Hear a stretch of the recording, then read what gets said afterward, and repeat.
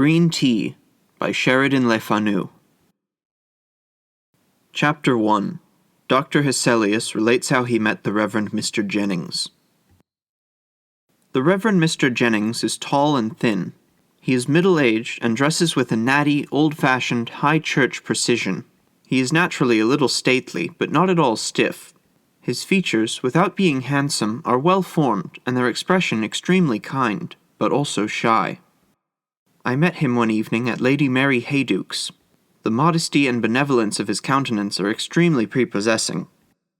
We were but a small party, and he joined agreeably enough in the conversation. He seems to enjoy listening very much more than contributing to the talk, but what he says is always to the purpose and well said. He is a great favourite of Lady Mary's, who, it seems, consults him upon many things, and thinks him the most happy and blessed person on earth. Little knows she about him. The Reverend Mr. Jennings is a bachelor, and has, they say, £60,000 in the funds. He is a charitable man. He is most anxious to be actively employed in his sacred profession, and yet though always tolerably well elsewhere, when he goes down to his vicarage in Warwickshire to engage in the actual duties of his sacred calling, his health soon fails him, and in a very strange way. So says Lady Mary.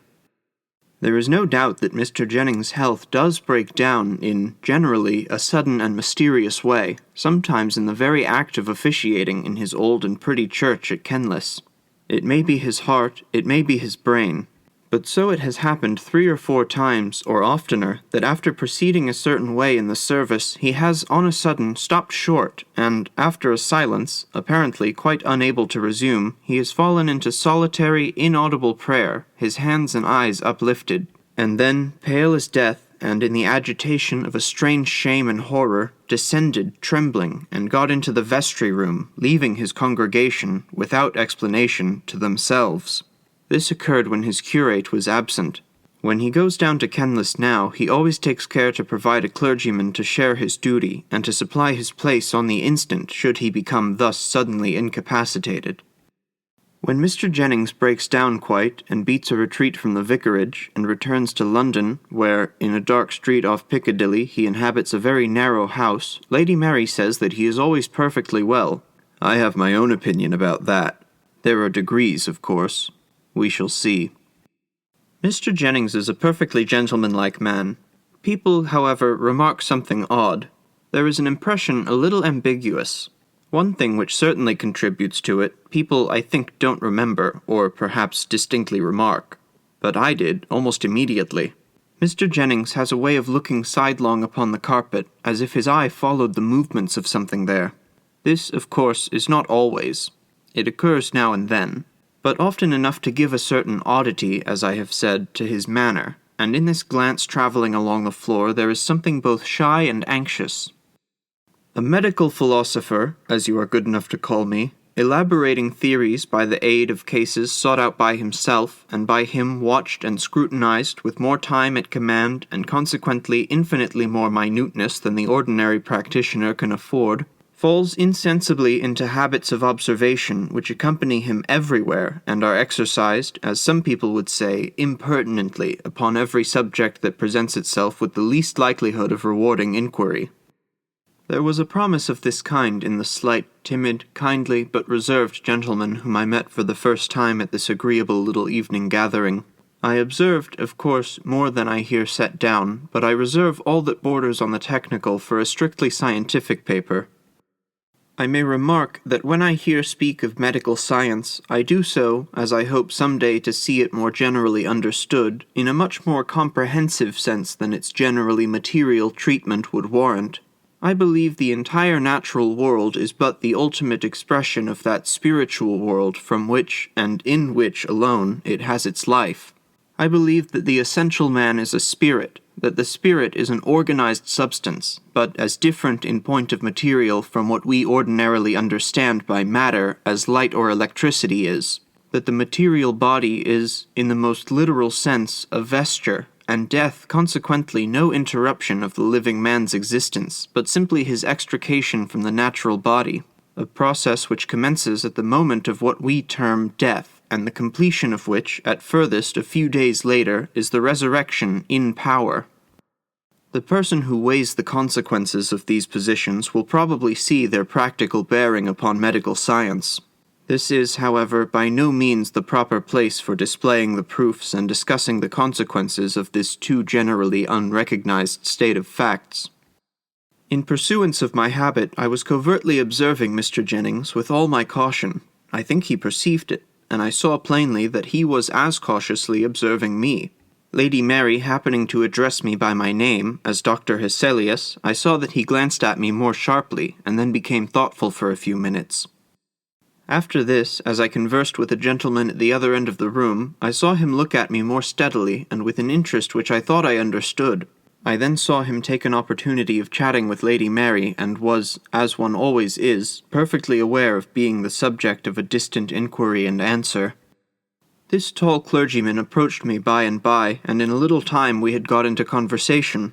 When two people who like reading and know books and places, having travelled, wish to discourse, it is very strange if they can't find topics.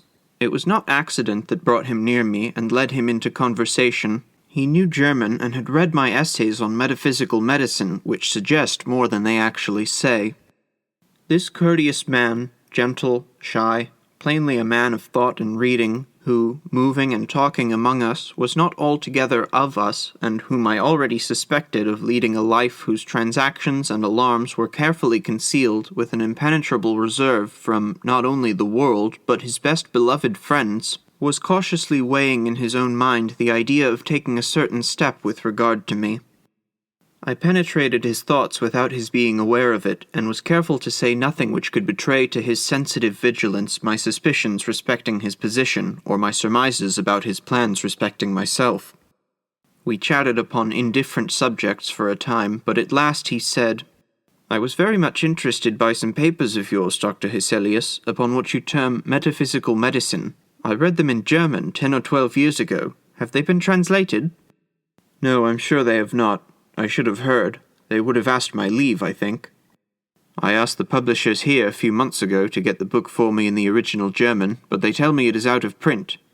"So it is, and has been for some years, but it flatters me, as an author, to find that you have not forgotten my little book, although," I added, laughing, 10 or 12 years is a considerable time to have managed without it. But I suppose you have been turning the subject over again in your mind, or something has happened lately to revive your interest in it." At this remark, accompanied by a glance of inquiry, a sudden embarrassment disturbed Mr. Jennings, analogous to that which makes a young lady blush and look foolish. He dropped his eyes and folded his hands together uneasily, and looked oddly, and, you would have said, guiltily, for a moment. I helped him out of his awkwardness in the best way, by appearing not to observe it, and going straight on, I said, "Those revivals of interest in a subject happen to me often. One book suggests another, and often sends me back a wild goose chase over an interval of 20 years. But if you still care to possess a copy, I shall be only too happy to provide you. I have still got 2 or 3 by me, and if you allow me to present one, I shall be very much honored." "You are very good indeed," he said, quite at his ease again, in a moment.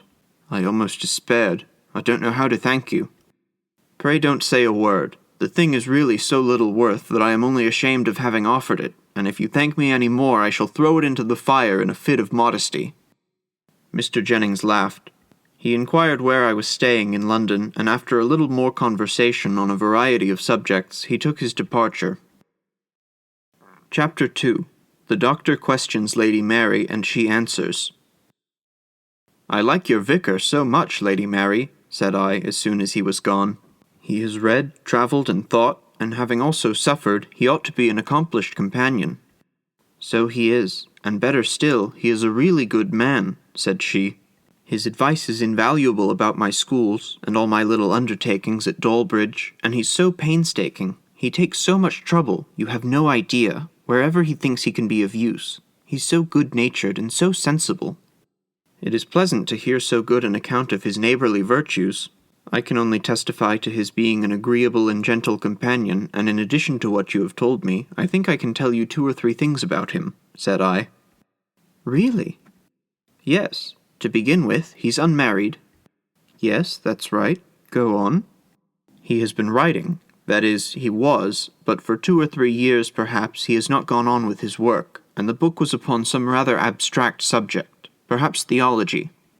Well, he was writing a book, as you say. I'm not quite sure what it was about, but only that it was nothing that I cared for. Very likely you're right. And he certainly did stop, yes.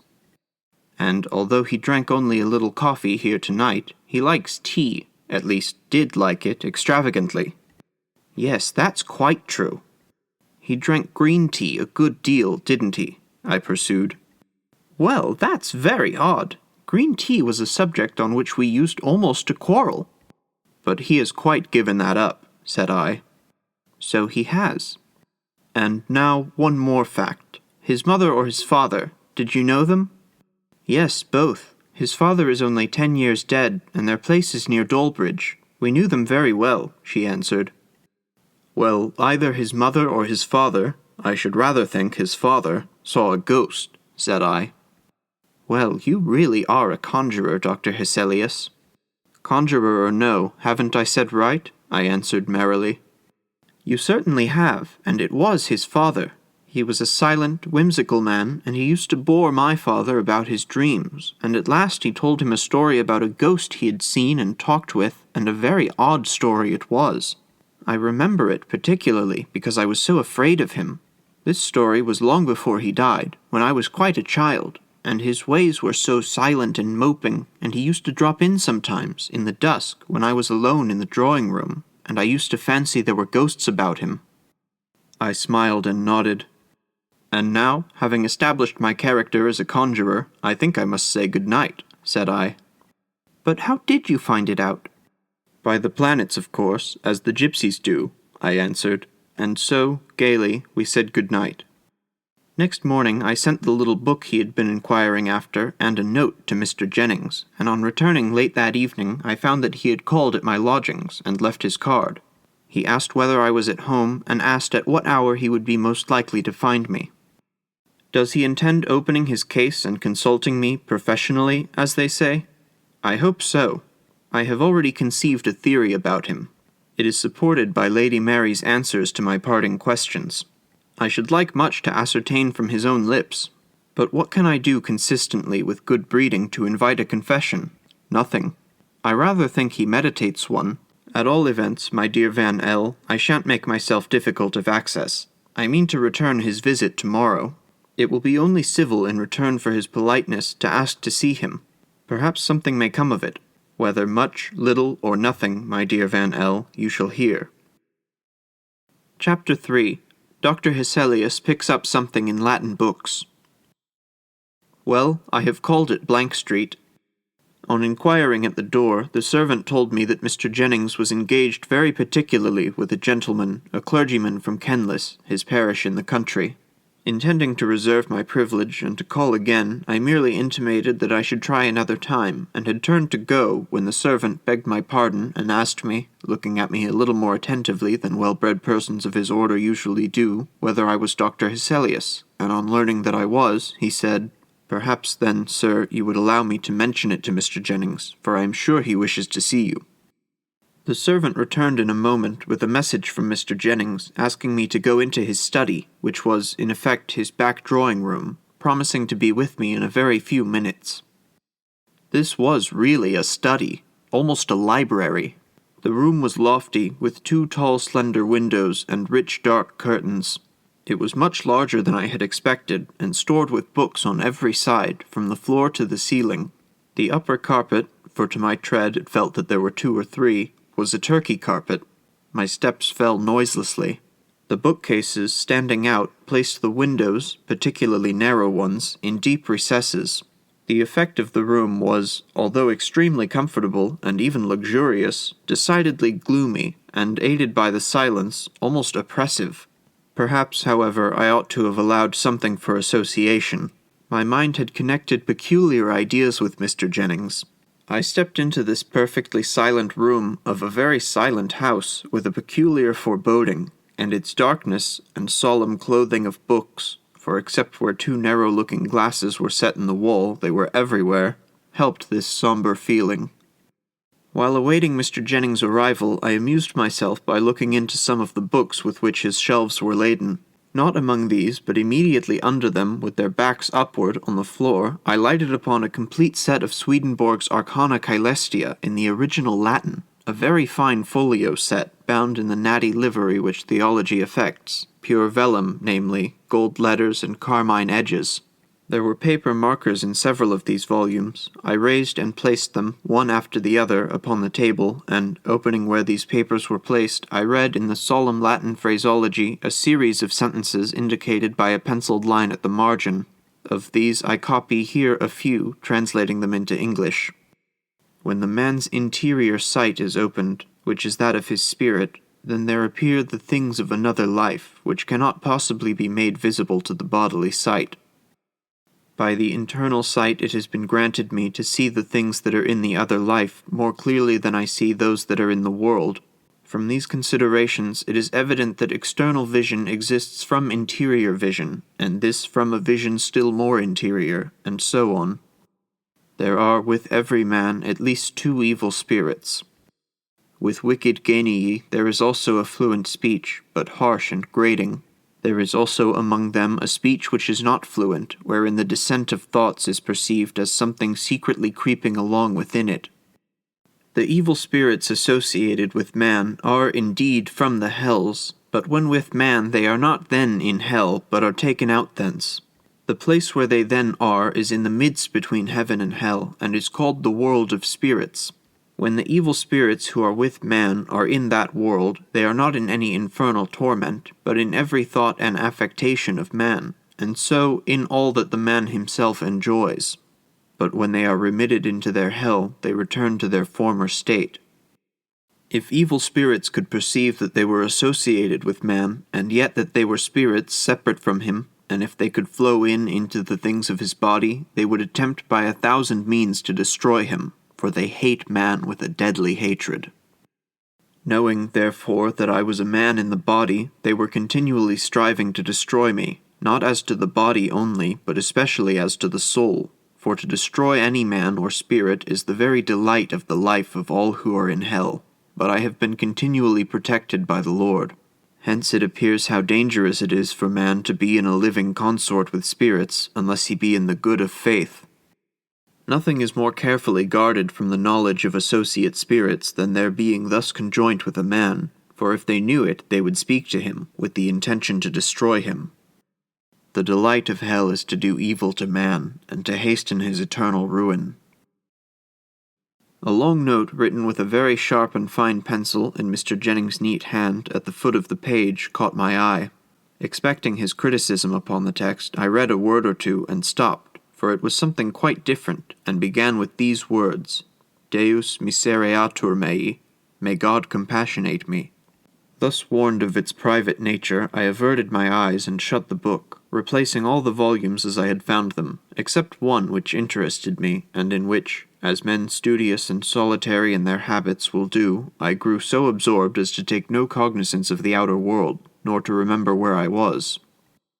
I was reading some pages which refer to representatives and correspondents in the technical language of Swedenborg, and had arrived at a passage the substance of which is that evil spirits, when seen by other eyes than those of their infernal associates, present themselves by correspondence in the shape of the beast, Fera, which represents their particular lust and life, in aspect direful and atrocious.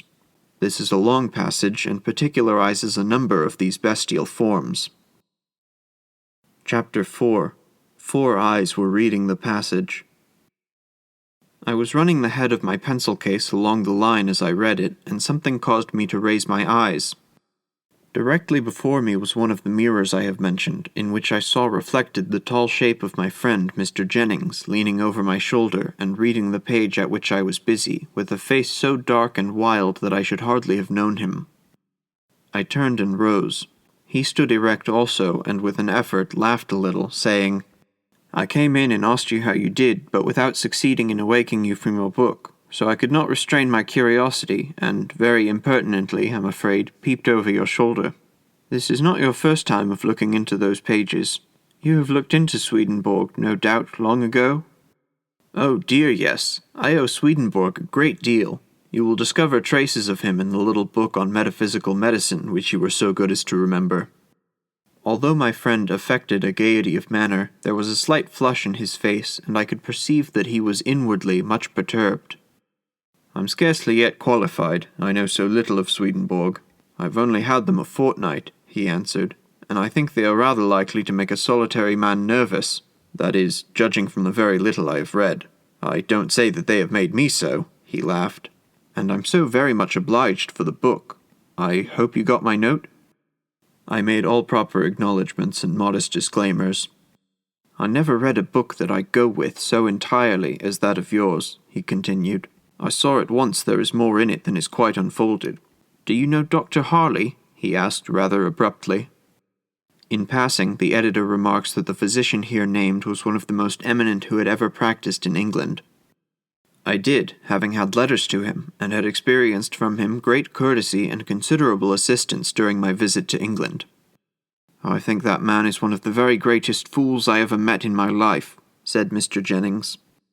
This was the first time I had ever heard him say a sharp thing of anybody, and such a term applied to so high a name a little startled me. "Really? And in what way?" I asked. "In his profession," he answered. I smiled. "I mean this," he said.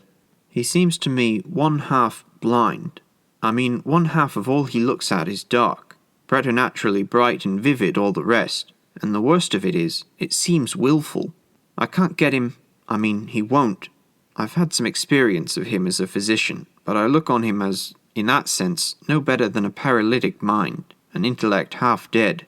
I'll tell you, I know I shall sometime, all about it," he said, with a little agitation. "You stay for some months longer in England. If I should be out of town during your stay for a little time, would you allow me to trouble you with a letter?" "I should be only too happy," I assured him. "Very good of you. I am so utterly dissatisfied with Harley." "A little leaning to the materialistic school," I said. "A mere materialist," he corrected me. "You can't think how that sort of thing worries one who knows better. You won't tell anyone, any of my friends, you know, that I am hippish. Now, for instance, no one knows, not even Lady Mary, that I have seen Dr. Harley, or any other doctor. So pray don't mention it, and if I should have any threatening of an attack, you'll kindly let me write, or, should I be in town, have a little talk with you." I was full of conjecture, and unconsciously I found I had fixed my eyes gravely on him, for he lowered his for a moment, and he said, "I see you think I might as well tell you now, or else you are forming a conjecture. But you may as well give it up. If you were guessing all the rest of your life, you will never hit on it." He shook his head, smiling, and over that wintry sunshine a black cloud suddenly came down, and he drew his breath in, through his teeth, as men do in pain. "Sorry, of course, to learn that you apprehend occasion to consult any of us, but command me when and how you like, and I need not assure you that your confidence is sacred." He then talked of quite other things, and in a comparatively cheerful way, and after a little time I took my leave. Chapter 5. Dr. Hesselius is summoned to Richmond. We parted cheerfully, but he was not cheerful, nor was I. There are certain expressions of that powerful organ of spirit, the human face, which, although I have seen them often and possess a doctor's nerve, yet disturb me profoundly. One look of Mr. Jennings haunted me. It had seized my imagination with so dismal a power that I changed my plans for the evening and went to the opera, feeling that I wanted a change of ideas. I had heard nothing of or from him for 2 or 3 days when a note in his hand reached me. It was cheerful and full of hope.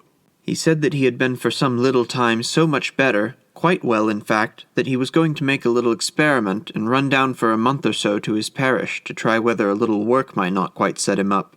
There was in it a fervent religious expression of gratitude for his restoration, as he now almost hoped he might call it.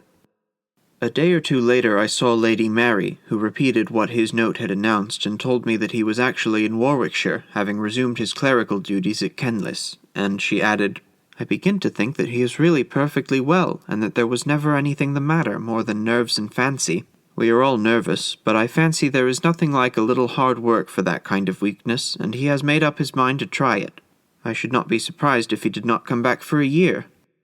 Notwithstanding all this confidence, only 2 days later I had this note, dated from his house off Piccadilly. "Dear Sir, I have returned disappointed. If I should feel at all able to see you, I shall write to ask you kindly to call. At present I am too low, and in fact simply unable to say all I wish to say. Pray don't mention my name to my friends. I can see no one. By and by, please God, you shall hear from me. I mean to take a run into Shropshire, where some of my people are. God bless you. May we, on my return, meet more happily than I can now write. About a week after this I saw Lady Mary at her own house, the last person, she said, left in town, and just on the wing for Brighton, for the London season was quite over. She told me that she had heard from Mr. Jennings' niece, Martha, in Shropshire. There was nothing to be gathered from her letter more than that he was low and nervous. In those words of which healthy people think so lightly, what a world of suffering is sometimes hidden. Nearly 5 weeks had passed without any further news of Mr. Jennings. At the end of that time I received a note from him. He wrote, "I have been in the country and have had a change of air, change of scene, change of faces, change of everything, and in everything, but myself. I have made up my mind, so far as the most irresolute creature on earth can do it, to tell my case fully to you. If your engagements will permit, pray come to me today, tomorrow, or the next day, but pray defer as little as possible. You know not how much I need help. I have a quiet house at Richmond, where I now am. Perhaps you can manage to come to dinner, or to luncheon, or even to tea. You shall have no trouble in finding me out. The servant at Blank Street, who takes this note, will have a carriage at your door at any hour you please, and I am always to be found. You will say that I ought not to be alone. I have tried everything. Come and see." I called up the servant and decided on going out the same evening, which accordingly I did. He would have been much better in a lodging-house or hotel, I thought, as I drove up through a short double row of sombre elms to a very old-fashioned brick house, darkened by the foliage of these trees, which overtopped and nearly surrounded it. It was a perverse choice, for nothing could be imagined more triste and silent. The house, I found, belonged to him. He had stayed for a day or two in town, and, finding it for some cause insupportable, had come out here, probably because, being furnished and his own, he was relieved of the thought and delay of selection by coming here. The sun had already set, and the red reflected light of the western sky illuminated the scene with the peculiar effect with which we are all familiar. The hall seemed very dark, but, getting to the back drawing-room, whose windows command the west, I was again in the same dusky light. I sat down, looking out upon the richly wooded landscape that glowed in the grand and melancholy light which was every moment fading. The corners of the room were already dark, all was growing dim, and the gloom was insensibly toning my mind, already prepared for what was sinister. I was waiting alone for his arrival, which soon took place. The door communicating with the front room opened, and the tall figure of Mr. Jennings, faintly seen in the ruddy twilight, came, with quiet, stealthy steps, into the room. We shook hands, and, taking a chair to the window, where there was still light enough to enable us to see each other's faces, he sat down beside me, and, placing his hand upon my arm, with scarcely a word of preface, began his narrative. Chapter 6. How Mr. Jennings Met His Companion. The faint glow of the west, the pomp of the then lonely woods of Richmond, were before us. Behind and about us the darkening room, and on the stony face of the sufferer, for the character of his face, though still gentle and sweet, was changed, rested that dim odd glow which seems to descend and produce, where it touches, lights, sudden though faint, which are lost, almost always without gradation, in darkness. The silence, too, was utter, not a distant wheel or bark or whistle from without, and within the depressing stillness of an invalid bachelor's house. I guessed well the nature, though not even vaguely the particulars, of the revelations I was about to receive from that fixed face of suffering that, so oddly flushed, stood out like a portrait of Schalken's before its background of darkness. "It began," he said, "on the 15th of October, 3 years and 11 weeks ago, and 2 days. I keep very accurate count, for every day is torment. If I leave anywhere a chasm in my narrative, tell me. About 4 years ago I began a work which had cost me very much thought and reading. It was upon the religious metaphysics of the ancients." "I know," said I, "the actual religion of educated and thinking paganism, quite apart from symbolic worship, a wide and very interesting field." "Yes, but not good for the mind. The Christian mind, I mean. Paganism is all bound together in essential unity, and, with evil sympathy, their religion involves their art and both their manners, and the subject is a degrading fascination and the nemesis sure. God forgive me. I wrote a great deal. I wrote late at night. I was always thinking on the subject, walking about wherever I was, everywhere. It thoroughly infected me. You were to remember that the material ideas connected with it were more or less of the beautiful, the subject itself delightfully interesting, and I, then, without a care. He sighed heavily. I believe that everyone who sets about writing in earnest does his work, as a friend of mine phrased it, on something, tea or coffee or tobacco. I suppose there is a material waste that must be hourly supplied in such occupations, or that we should grow too abstracted, and the mind, as it were, pass out of the body, unless it were reminded often enough of the connection by actual sensation. At all events, I felt the want, and I supplied it. Tea was my companion. At first the ordinary black tea, made in the usual way, not too strong, but I drank a good deal, and increased its strength as I went on.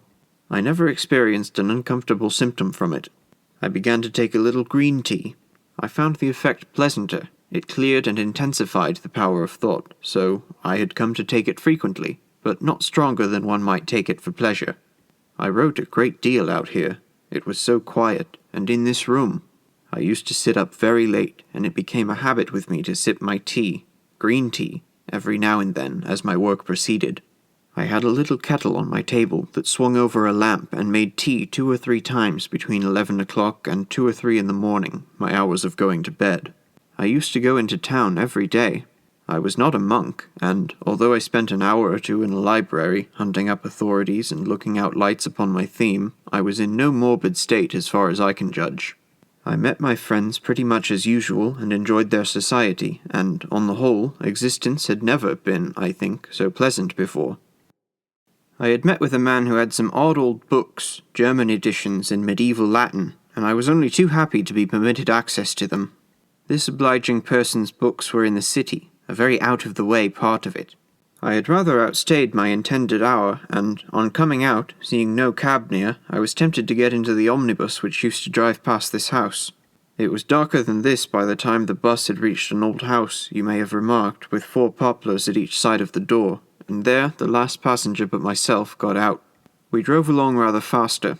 It was twilight now. I leaned back in my corner next the door, ruminating pleasantly. The interior of the omnibus was nearly dark.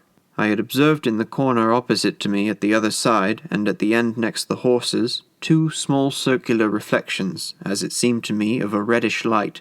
They were about 2 inches apart, and about the size of those small brass buttons that yachting men used to put upon their jackets.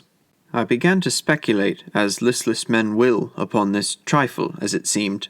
From what centre did that faint but deep red light come? And from what glass beads, buttons, toy decorations was it reflected? We were lumbering along gently, having nearly a mile still to go. I had not solved the puzzle, and it became in another minute more odd, for these 2 luminous points, with a sudden jerk, descended nearer and nearer the floor, keeping still their relative distance and horizontal position, and then, as suddenly, they rose to the level of the seat on which I was sitting, and I saw them no more. My curiosity was now really excited, and before I had time to think, I saw again these 2 dull lamps, again together near the floor. Again they disappeared, and again in their old corner I saw them. So, keeping my eyes upon them, I edged quietly up my own side, towards the end at which I still saw these tiny discs of red. There was very little light in the bus. It was nearly dark. I leaned forward to aid my endeavour to discover what these little circles really were. They shifted position a little as I did so. I began now to perceive an outline of something black, and I soon saw, with tolerable distinctness, the outline of a small black monkey, pushing its face forward in mimicry to meet mine. Those were its eyes, and I now dimly saw its teeth grinning at me. I drew back, not knowing whether it might not meditate a spring. I fancied that one of the passengers had forgot this ugly pet, and, wishing to ascertain something of its temper, though not caring to trust my fingers to it, I poked my umbrella softly towards it. It remained immovable. Up to it, through it, for through it and back and forth it passed, without the slightest resistance. I can't in the least convey to you the kind of horror that I felt. When I had ascertained that the thing was an illusion, as I then supposed, there came a misgiving about myself and a terror that fascinated me in impotence to remove my gaze from the eyes of the brute for some moments. As I looked, it made a little skip back, quite into the corner, and I, in a panic, found myself at the door, having put my head out, drawing deep breaths of the outer air, and staring at the lights and tress we were passing, too glad to reassure myself of reality. I stopped the bus and got out. I perceived the man look oddly at me as I paid him. I dare say there was something unusual in my looks and manner, for I had never felt so strangely before. Chapter 7. The Journey, First Stage. When the omnibus drove on, and I was alone upon the road, I looked carefully round to ascertain whether the monkey had followed me. To my indescribable relief I saw it nowhere. I can't easily describe what a shock I had received, and my sense of genuine gratitude on finding myself, as I supposed, quite rid of it. I had got out a little before we reached this house, 200 or 300 steps. A brick wall runs along the footpath, and inside the wall is a hedge of yew, or some dark evergreen of that kind, and within that again the row of trees which you may have remarked as you came. This brick wall is about as high as my shoulder, and, happening to raise my eyes, I saw the monkey, with that stooping gait, on all fours, walking or creeping close beside me, on top of the wall. I stopped, looking at it with a feeling of loathing and horror. As I stopped, so did it. It sat up on the wall with its long hands on its knees, looking at me. There was not light enough to see it much more than in outline, nor was it dark enough to bring the peculiar light of its eyes into strong relief. I still saw, however, that red, foggy light plainly enough. It did not show its teeth, nor exhibit any sign of irritation, but seemed jaded and sulky, and was observing me steadily. I drew back into the middle of the road. It was an unconscious recoil, and there I stood, still looking at it. It did not move. With an instinctive determination to try something, anything, I turned about and walked briskly towards town with an askance look, all the time watching the movements of the beast. It crept swiftly along the wall at exactly my pace. Where the wall ends, near the turn of the road, it came down and, with a wiry spring or two, brought itself close to my feet and continued to keep up with me as I quickened my pace. It was at my left side, so close to my leg that I felt every moment as if I should tread upon it. The road was quite deserted and silent, and it was darker every moment. I stopped, dismayed and bewildered, turning, as I did so, the other way, I mean towards this house, away from which I had been walking. When I stood still, the monkey drew back to a distance of, I suppose, about 5 or 6 yards, and remained stationary, watching me. I had been more agitated than I have said. I had read, of course, as everyone has, something about spectral illusions, as you physicians term the phenomena of such cases.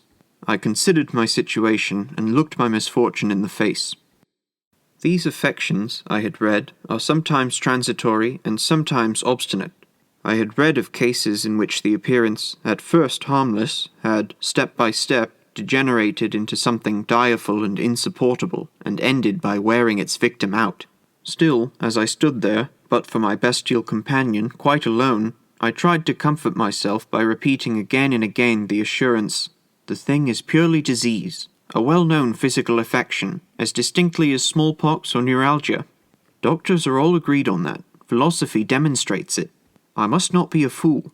I've been sitting up too late, and I dare say my digestion is quite wrong, and with God's help I shall be all right, and this is but a symptom of nervous dyspepsia." Did I believe all this? Not one word of it, no more than any other miserable being ever did who was once seized and riveted in this satanic captivity. Against my convictions, I might say my knowledge, I was simply bullying myself into a false courage. I now walked homeward. I had only a few 100 yards to go. I had forced myself into a sort of resignation, but I had not got over the sickening shock and the flurry of the first certainty of my misfortune. I made up my mind to pass the night at home. The brute moved close beside me, and I fancied there was the sort of anxious drawing toward the house which one sees in tired horses or dogs sometimes as they come toward home.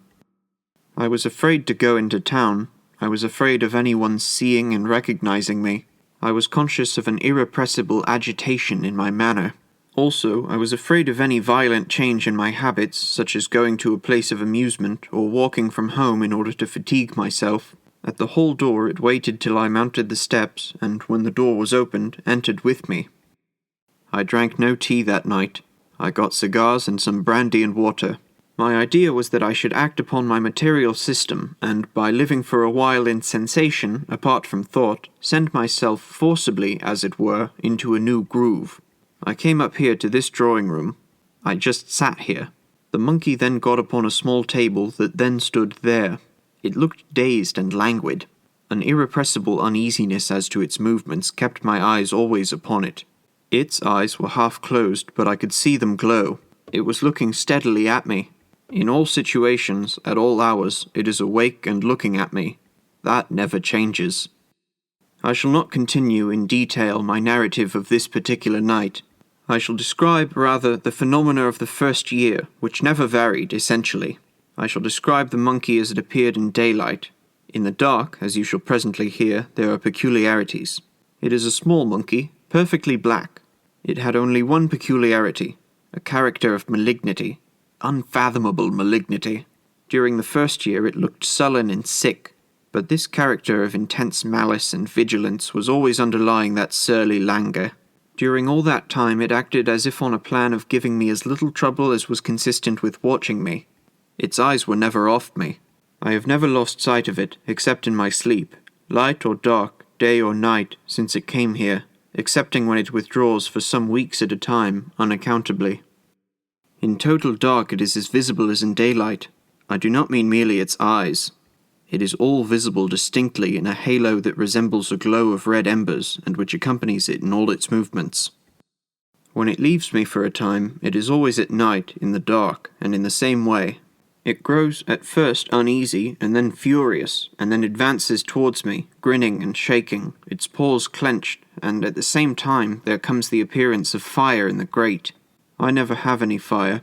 I can't sleep in the room where there is any, and it draws nearer and nearer to the chimney, quivering, it seems, with rage, and when its fury rises to the highest pitch, it springs into the grate and up the chimney, and I see it no more. When this first happened, I thought I was released. I was now a new man. A day passed, a night, and no return, and a blessed week, a week, another week. I was always on my knees, Dr. Hesselius, always, thanking God and praying. A whole month passed of liberty, but on a sudden it was with me again. Chapter 8. The Second Stage. It was with me, and the malice which before was torpid under a sullen exterior was now active. It was perfectly unchanged in every other respect. This new energy was apparent in its activity and its looks, and soon in other ways. For a time, you will understand, the change was shown only in an increased vivacity and an air of menace, as if it were always brooding over some atrocious plan. Its eyes, as before, were never off me. "Is it here now?" I asked. "No," he replied. "It has been absent exactly a fortnight and a day, 15 days. It has sometimes been away so long as nearly 2 months, once for 3. Its absence always exceeds a fortnight, although it may be but by a single day. 15 days having passed since I saw it last, it may return now at any moment." "Is its return," I asked, "accompanied by any peculiar manifestation?" "Nothing, no," he said. "It is simply with me again. On lifting my eyes from a book or turning my head, I see it, as usual, looking at me, and then it remains, as before, for its appointed time. I have never told so much and so minutely before to anyone." I perceived that he was agitated and looking like death, and he repeatedly applied his handkerchief to his forehead. I suggested that he might be tired, and told him that I would call with pleasure in the morning, but he said, "No, if you don't mind hearing it all now. I have got so far, and I should prefer making one effort of it. When I spoke to Dr. Harley, I had nothing like so much to tell. You are a philosophic physician. You give spirit its proper rank. If this thing is real—" He paused, looking at me with agitated inquiry. "We can discuss it by and by and very fully. I will give you all I think," I answered, after an interval. "Well, very well. If it is anything real, I say it is prevailing, little by little, and drawing me more interiorly into hell. Optic nerves he talked of. Ah, Well, there are other nerves of communication. May God Almighty help me, you shall hear. Its power of action, I tell you, had increased. Its malice became, in a way, aggressive. About 2 years ago, some questions that were pending between me and the bishop having been settled, I went down to my parish in Warwickshire, anxious to find occupation in my profession. I was not prepared for what happened, although I have since thought I might have apprehended something like it. The reason of my saying so is this. He was beginning to speak with a great deal more effort and reluctance, and sighed often, and seemed at times nearly overcome. But at this time his manner was not agitated. It was more like that of a sinking patient who has given himself up. Yes, but I will first tell you about Kenlis, my parish. It was with me when I left this place for Dawlbridge. It was my silent travelling companion, and it remained with me at the vicarage. When I entered on the discharge of my duties, another change took place. The thing exhibited an atrocious determination to thwart me. It was with me in the church, in the reading desk, in the pulpit, within the communion rails. At last it reached this extremity, that while I was reading to the congregation, it would spring upon the book and squat there, so that I was unable to see the page. This happened more than once. I left Dawlbridge for a time. I placed myself in Dr. Harley's hands. I did everything he told me. He gave my case a great deal of thought. It interested him, I think. He seemed successful. For nearly 3 months I was perfectly free from a return. I began to think I was safe. With his full assent I returned to Dawlbridge. I travelled in a chaise. I was in good spirits. I was happy and grateful. I was returning, as I thought, delivered from a dreadful hallucination, to the scene of duties which I longed to enter upon. It was a beautiful sunny evening. Everything looked serene and cheerful, and I was delighted. I remember looking out of the window to see the spire of my church at Kenlis among the trees at the point where one has the earliest view of it. It is exactly where the little stream that bounds the parish passes under the road by a culvert, and where it re-emerges at the roadside, a stone with an old inscription is placed. As we passed this point, I drew my head in and sat down, and in the corner of the chaise was the monkey. For a moment I felt faint, and then quite wild with despair and horror. I called to the driver and got out and sat down at the roadside and prayed to God silently for mercy. A despairing resignation supervened. My companion was with me as I re-entered the vicarage. The same persecution followed. After a short struggle I submitted, and I soon left the place. I told you, he said, that the beast has before this become, in certain ways, aggressive. I will explain a little. It seemed to be actuated by intense and increasing fury whenever I said my prayers, or even meditated prayer. It amounted at last to a dreadful interruption. You will ask, how could a silent, immaterial phantom effect that? It was thus. Whenever I meditated praying, it was always before me, nearer and nearer. It used to spring on a table, on the back of a chair, on the chimney-piece, and slowly to swing itself from side to side, looking at me all the time. There is, in its motion, an indefinable power to dissipate thought, and to contract one's attention to that monotony, till the ideas shrink, as it were, to a point, and at last to nothing. And unless I had started up and shook off the catalepsy, I have felt as if my mind were on the point of losing itself. There are other ways, he sighed heavily. Thus, for instance, while I pray with my eyes closed, it comes closer and closer, and I see it. I know it is not to be accounted for physically, but I do actually see it, though my lids are closed, and so it rocks my mind, as it were, and overpowers me, and I am obliged to rise from my knees. If you had ever yourself known this, you would be acquainted with desperation. Chapter 10. The Third Stage. I see, Dr. Hesselius, that you don't lose one word of my statement. I need not ask you to listen specially to what I am now going to tell you. They talk of the optic nerves and of spectral illusions, as if the organ of sight were the only point assailable by the influences that have fastened upon me. I know better. For 2 years in my direful case that limitation prevailed. But as food is taken in softly at the lips and then brought under the teeth, as the tip of the little finger caught in a mill crank will draw in the hand and the arm and the whole body, so the miserable mortal who has been once caught firmly by the end of the finest fibre of his nerve is drawn in and in by the enormous machinery of hell until he is as I am. Yes, doctor, as I am, for while I talk to you and implore relief, I feel that my prayer is for the impossible, and my pleading with the inexorable." I endeavoured to calm his visibly increasing agitation, and told him that he must not despair. While we talked, the night had overtaken us. The filmy moonlight was wide over the scene which the window commanded, and I said, "Perhaps you would prefer having candles. This light, you know, is odd. I should wish you as much as possible under your usual conditions while I make my diagnosis, shall I call it. Otherwise, I don't care." "All lights are the same to me," he said. "Except when I read or write, I care not if night were perpetual. I am going to tell you what happened about a year ago. The thing began to speak to me." "Speak? How do you mean? Speak as a man does, do you mean?"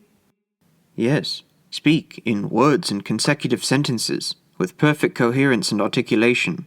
But there is a peculiarity. It is not like the tone of a human voice. It is not by my ears it reaches me. It comes like a singing through my head. This faculty, the power of speaking to me, will be my undoing. It won't let me pray. It interrupts me with dreadful blasphemies. I dare not go on. I could not. Oh, doctor, can the skill and thought and prayers of man avail me nothing? You must promise me, my dear sir, not to trouble yourself with unnecessary, exciting thoughts. Confine yourself strictly to the narrative of facts, and recollect, above all, that even if the thing infests you be, you seem to suppose, a reality with an actual independent life and will, yet it can have no power to hurt you unless it be given from above.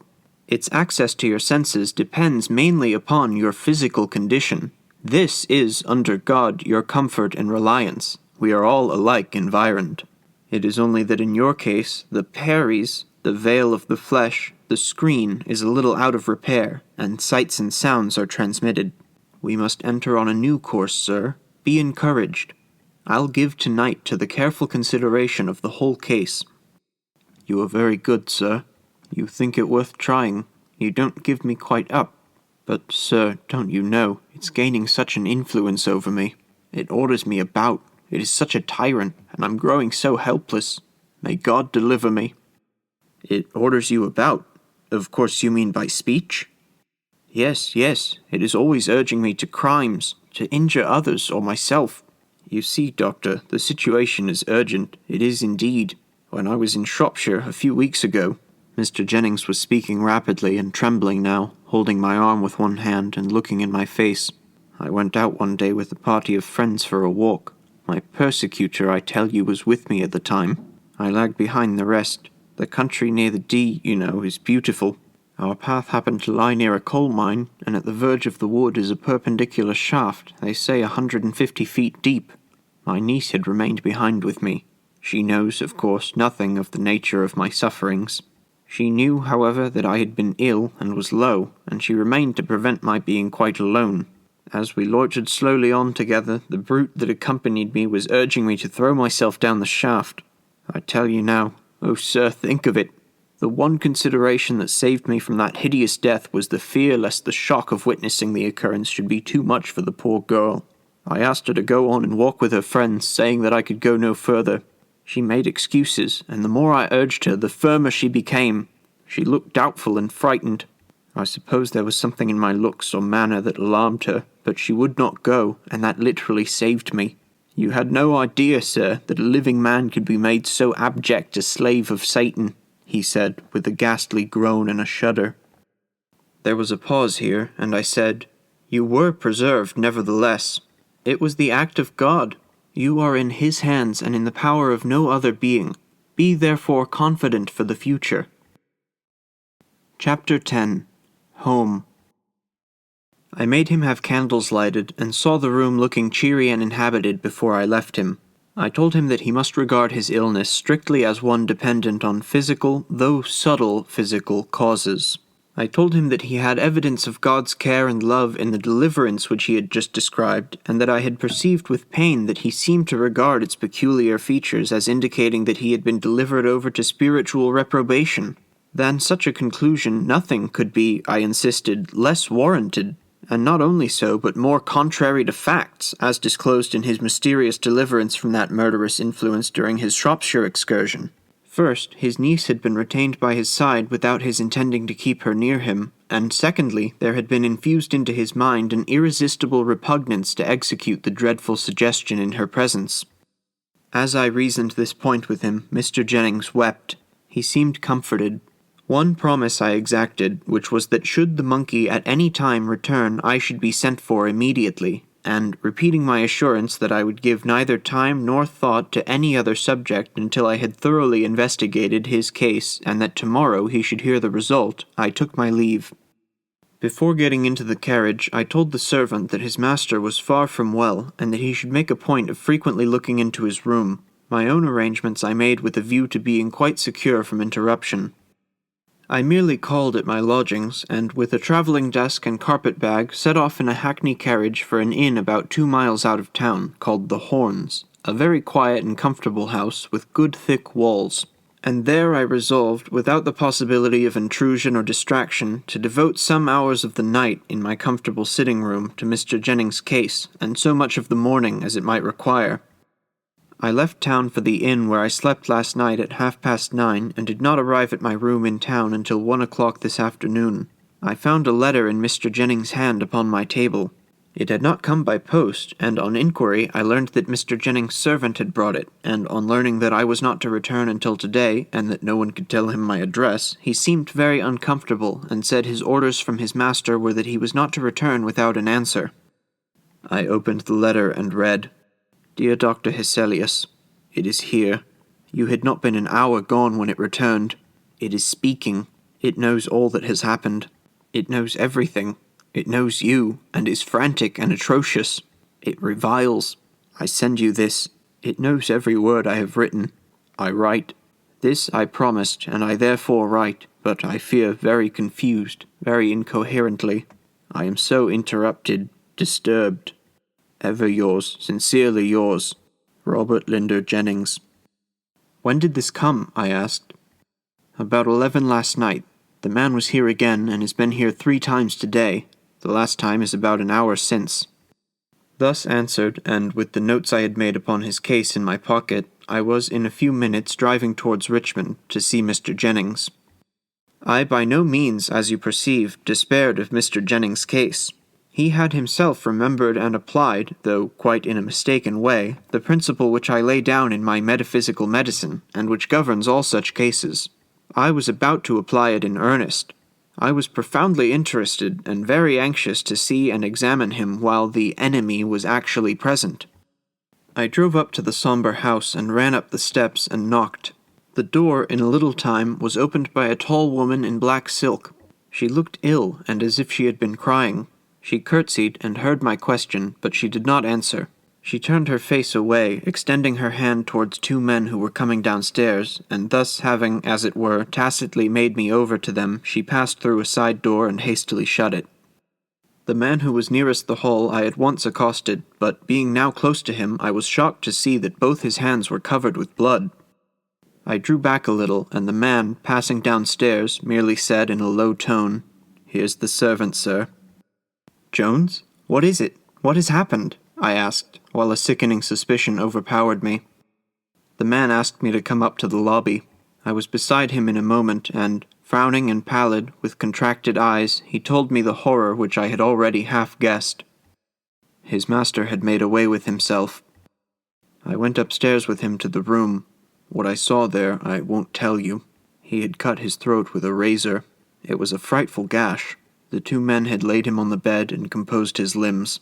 It had happened, as the immense pool of blood on the floor declared, at some distance between the bed and the window. There was carpet round his bed, and a carpet under his dressing-table, but none on the rest of the floor, for the man said he did not like a carpet on his bedroom. In this sombre and now terrible room, one of the great elms that darkened the house was slowly moving the shadow of one of its great boughs upon this dreadful floor. I beckoned to the servant, and we went downstairs together. I turned off the hall into an old-fashioned panelled room, and, there standing, I heard all the servant had to tell. It was not a great deal. "I concluded, sir, from your words and looks, sir, as you left last night, that you thought my master was seriously ill. I thought it might be that you were afraid of a fit or something, so I attended very close to your directions. He sat up late, till past 3 o'clock. He was not writing or reading. He was talking a great deal to himself, but that was nothing unusual. At about that hour I assisted him to undress, and left him in his slippers and dressing-gown. I went back softly in about half an hour. He was in bed, quite undressed, and a pair of candles lighted on the table beside his bed. He was leaning on his elbow and looking out at the other side of the bed when I came in. I asked him if he wanted anything, and he said no. I don't know whether it was what you said to me, sir, or something a little unusual about him, but I was uneasy, uncommon uneasy about him last night. In another half hour, or it might be a little more, I went up again. I did not hear him talking as before. I opened the door a little. The candles were both out, which was not usual. I had a bedroom candle, and I let the light in a little bit, looking softly around. I saw him sitting in that chair beside the dressing-table with his clothes on again. He turned round and looked at me. I thought it strange he should get up and dress and put out the candles to sit in the dark that way. But I only asked him again if I could do anything for him. He said no, rather sharp, I thought. I asked him if I might light the candles, and he said, "Do as you like, Jones." So I lighted them, and I lingered about the room, and he said, "Tell me the truth, Jones. Why did you come again? Did you not hear anyone cursing?" "No, sir," I said, wondering what he could mean. "No," said he, after me. "Of course, no." And I said to him, "Wouldn't it be well, sir, if you went to bed?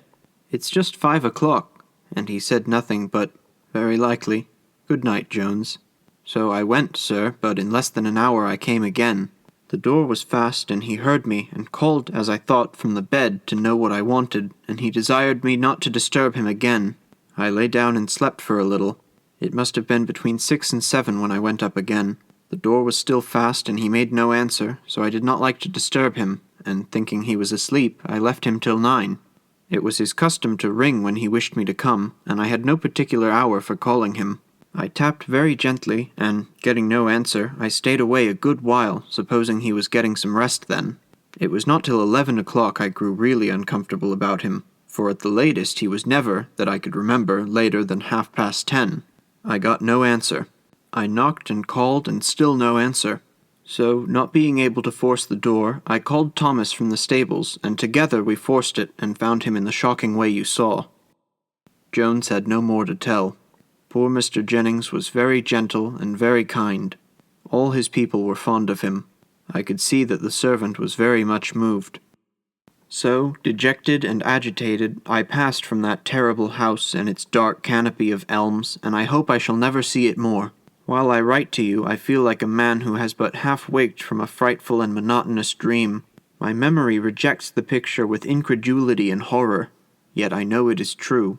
It is the story of the process of a poison which excites the reciprocal action of spirit and nerve, and paralyzes the tissue that separates those cognate functions of the senses, the external and the interior. Thus we find strange bedfellows, and the mortal and immortal prematurely make acquaintance. Conclusion. A word for those who suffer.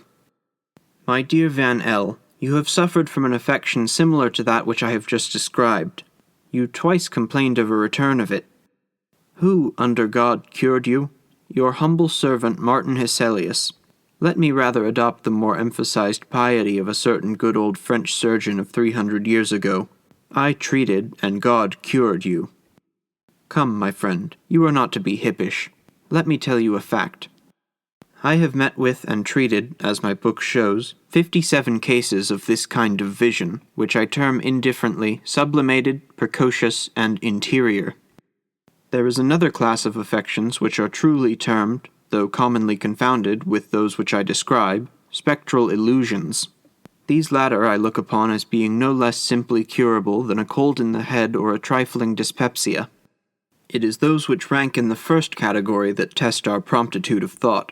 57 such cases have I encountered, neither more nor less, and in how many of these have I failed? In no one single instance. There is no one affliction of mortality more easily and certainly reducible, with a little patience and a rational confidence in the physician. With these simple conditions I look upon the cure as absolutely certain. You are to remember that I had not even commenced to treat Mr. Jennings' case. I have not any doubt that I should have cured him perfectly in 18 months, or possibly it might have extended to 2 years. Some cases are very rapidly curable, others extremely tedious. Every intelligent physician who will give thought and diligence to the task will effect a cure. You know my tract on the cardinal functions of the brain. I there, by the evidence of innumerable facts, prove, as I think, the high probability of a circulation arterial and venous in its mechanism through the nerves. Of this system, thus considered, the brain is the heart.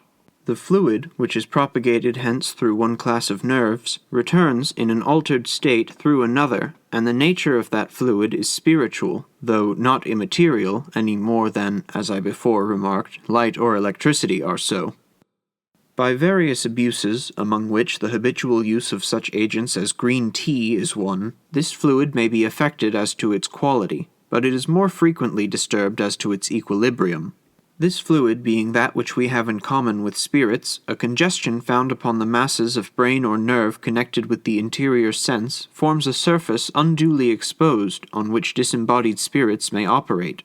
Communication is thus more or less effectually established. Between this brain circulation and the heart circulation there is an intimate sympathy. The seat, or rather the instrument of exterior vision, is the eye. The seat of interior vision is the nervous tissue and the brain, immediately about and above the eyebrow. You remember how effectually I dissipated your pictures by the simple application of iced eau de Cologne. Few cases, however, can be treated exactly alike with anything like rapid success. Cold acts powerfully as a repellent of the nervous fluid. Long enough continued, it will even produce that permanent insensibility which we call numbness, and a little longer, muscular as well as sensational paralysis. I have not, I repeat, the slightest doubt that I should have first dimmed and ultimately sealed that inner eye which Mr. Jennings had inadvertently opened. The same senses are opened in delirium tremens and entirely shut up again when the overaction of the cerebral heart and the prodigious nervous congestions that attend it are terminated by a decided change in the state of the body. It is by acting steadily upon the body, by a simple process, that this result is produced, and inevitably produced. I have never yet failed. Poor Mr. Jennings made away with himself. But that catastrophe was the result of a totally different malady, which, as it were, projected itself upon the disease which was established. His case was in the distinctive manner of a complication, and the complaint under which he really succumbed was hereditary suicidal mania. Poor Mr. Jennings I cannot call a patient of mine, for I had not even begun to treat his case, and he had not yet given me, I am convinced, his full and unreserved confidence. If the patient do not array himself on the side of the disease, his cure is certain.